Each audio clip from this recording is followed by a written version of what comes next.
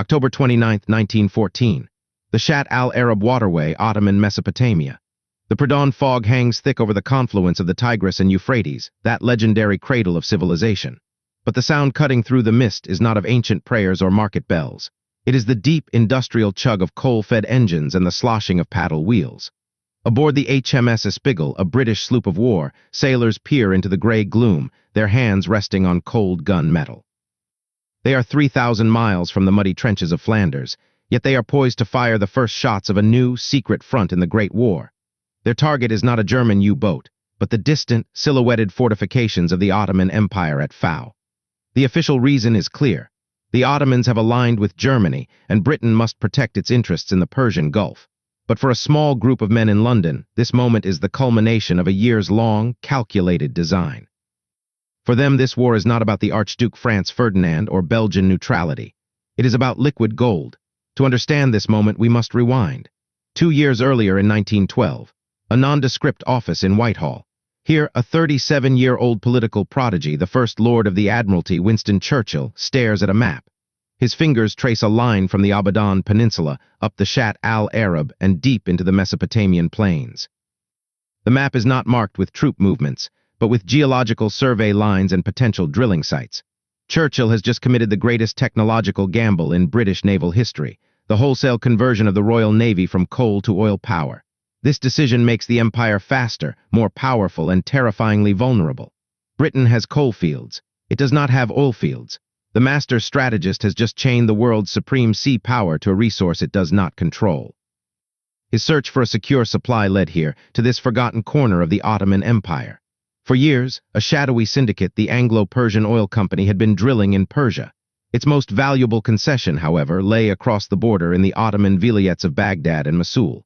Geologists' reports whispered of unimaginable riches locked beneath the sand. But the land belonged to a dying empire, the sick man of Europe. And Germany, Britain's emerging rival, was extending its influence through the Berlin to Baghdad Railway, a project that threatened to place Ottoman oil firmly within the Kaiser's sphere. Churchill saw a perfect storm, a strategic necessity, a commercial prize, and a geopolitical threat. In 1914, with the government's backing, he orchestrated a monumental deal. The British government purchased a 51% controlling stake in the Anglo-Persian Oil Company. The British state was now not just a consumer of oil, but a direct corporate player. The Admiralty had its guaranteed supply, but its most promising fields were on the wrong side of a border. Now, on this foggy October morning, the border is irrelevant. The Ottoman Empire has entered the war on the side of the Central Powers. The official telegrams from London speak of securing the Persian Gulf, of protecting the flank of India, of a demonstration against the Ottomans. But the orders given to the expeditionary force assembling from India are meticulously precise. They are not to merely raid and withdraw. Their objective is to seize and secure. First, the port of Basra, then the critical pipeline and refinery infrastructure at Abadan, and then to push north, along the rivers, into the heart of the suspected oil region. As the first shells from HMS Espigal arc through the sky and crash into the Ottoman mud brick fort at Fao, a new war begins. It is a war presented to the British public as a sideshow, a colonial campaign against a weak foe. But for Churchill and the small circle of geopolitical and financial architects, it is something far more calculated. This is not a reactive move to Ottoman hostility. It is the opportunistic launch of a pre-considered plan. The invasion of Mesopotamia in 1914 is the first war for oil. And the man who signed the orders, Winston Churchill, has just made the British government the majority shareholder in the conflict. November 22, 1914. Basra, Ottoman Mesopotamia. The stench of cordite and mud mixes with the unfamiliar scent of date palms and river silt. British and Indian troops, their khaki uniforms stained with sweat and grime, move through the shattered gates of Basra. The city has fallen with surprising ease. Ottoman resistance, though brave, is disorganized and outgunned. For the soldiers, it is a moment of relief, a foothold secured in a hostile land. But for their commanders, viewing the scene from the deck of a requisitioned river steamer, Basra is not the end. It is merely the first checkmark on a ledger. The primary objective, the safety of the Anglo-Persian Oil Company's refinery at Abadan, is now secure. Yet the maps in the command tent tell a more ambitious story. Lines of advance stretch north, following the twin arteries of the Tigris and Euphrates like possessive fingers reaching for the prize. This campaign is not directed from the War Office in London, but from the desk of the Viceroy of India in Simla. The Indian Expeditionary Force D operates under the logic of the Raj: expand, secure, and administer. Each telegram to London reports military necessity, the need to protect Basra from counterattack, to secure lines of communication, to punish Ottoman aggression. But the underlying commercial geography is impossible to ignore. The advance is meticulously correlated with known and suspected oil concessions.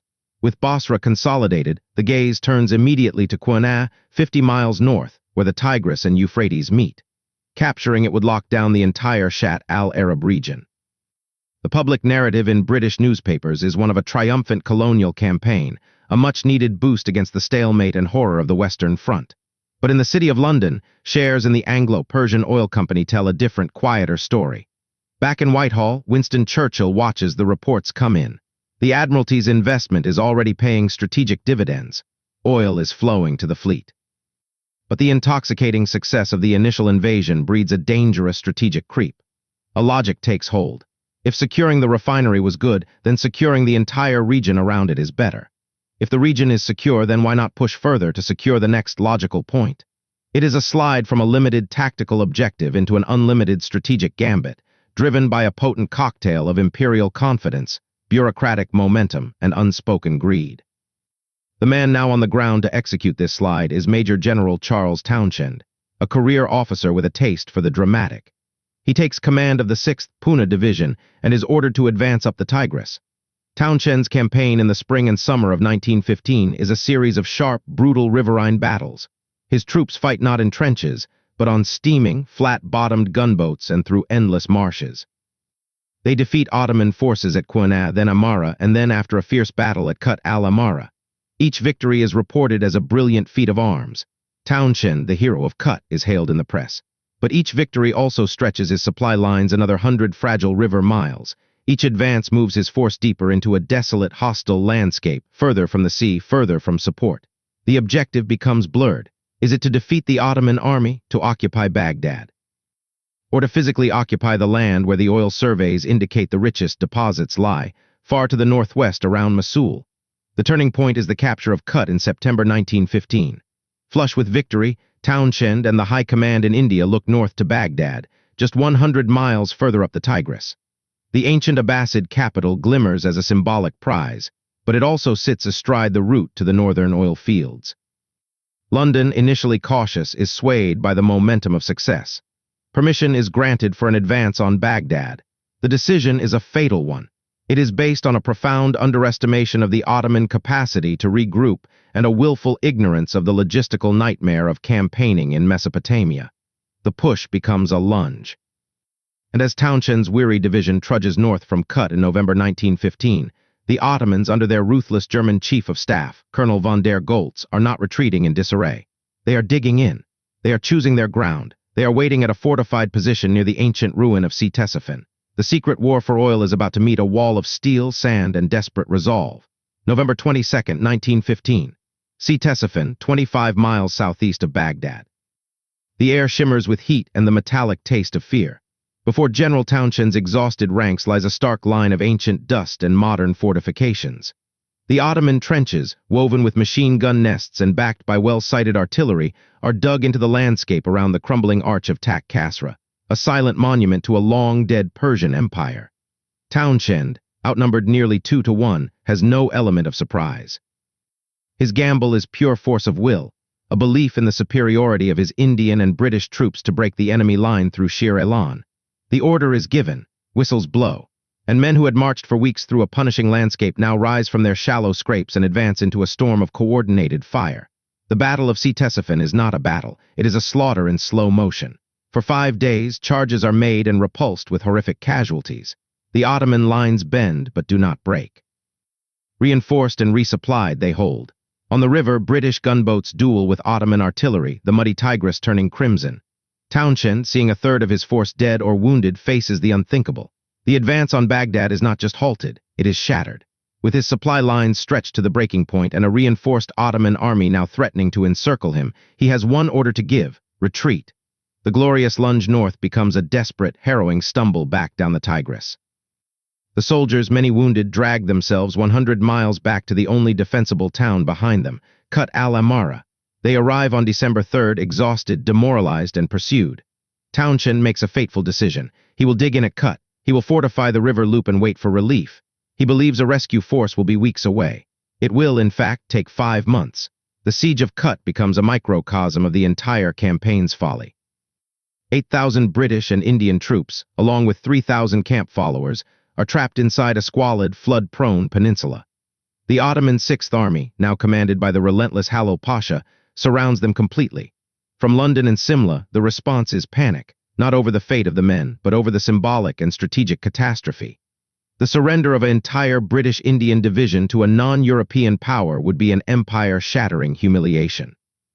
More pressingly, it would mean ceding control of the Tigris and the path to the oil regions back to the Ottomans. The Admiralty's secret war is on the verge of a very public, very disastrous bankruptcy. Thus begins a series of frantic, disastrous relief attempts. Division after division is rushed to Mesopotamia, often ill-equipped for the terrain, and hurled against the Ottoman trenches in a series of bloody, frontal assaults along the river. The casualty lists mount into the tens of thousands. Back in London, a political storm is brewing. Winston Churchill, having borne responsibility for the Gallipoli disaster, is now out of government, a backbench MP. But the stench of Kut clings to the entire administration. The press, once celebrating Townshend as a hero, now asks pointed questions. Why were troops fighting in Mesopotamia at all? Why were they so poorly supplied? The government's answer remains steadfast. It is a campaign of necessity to protect India and punish Turkey. The word oil is never uttered in Parliament. Inside Kut, conditions disintegrate. Rations are cut to a few ounces of horseflesh and moldy grain. Scurvy and cholera run rampant. Townshend, maintaining a bizarre theatrical optimism in his communiques, begins to destroy his military codes and papers.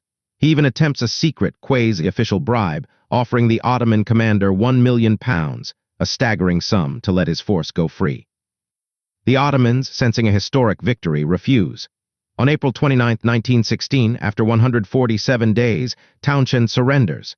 Nearly 13,000 starving, diseased survivors shuffle into captivity. Over 4,000 would die as prisoners of war. It is the single largest surrender of British-led troops in history up to that time. The news lands in London like a physical blow. Secret war has not only failed, it has exploded in a catastrophic display of imperial hubris. A furious British public and Parliament demand answers. A commission of inquiry is inevitable. The architects of the Mesopotamian campaign must now scramble not to justify the conquest, but to bury its true motive beneath a mountain of bureaucratic blame and patriotic rhetoric. July 1916. Westminster, London. The air in the committee room is thick with cigar smoke and tension. The Mesopotamia Commission of Inquiry is in session, and the political elite of Britain are performing a delicate, desperate ballet. The spectacle of Kut has shocked the nation. How could a modern army be starved into surrender? Who was responsible for the lack of medical supplies, the inadequate river transport, the catastrophic logistics? Witnesses, generals, bureaucrats, former viceroys, pass through, pointing fingers at the Indian administration, at the War Office, at anyone but the core strategic mind of the campaign. The testimony is a masterclass in obfuscation. The campaign's origin, that swift decision in October 1914 to invade, is treated as an inevitable response to Ottoman belligerence. The word oil is conspicuously, meticulously absent from the official record. To speak it would be to admit that thousands of men died not for king and empire in a straightforward war, but for geology and corporate dividends in a calculated resource grab. The Commission's final report, when it is published, will be a masterpiece of censure without revelation. It will damn the incompetence of the execution, but leave the purpose untouched, wrapped in the Union Jack. While politicians dissect the failure in London, the war machine in Mesopotamia is being utterly transformed. The disaster of Kut has shattered the Indian Army's control of the campaign. Authority is wrenched back to London.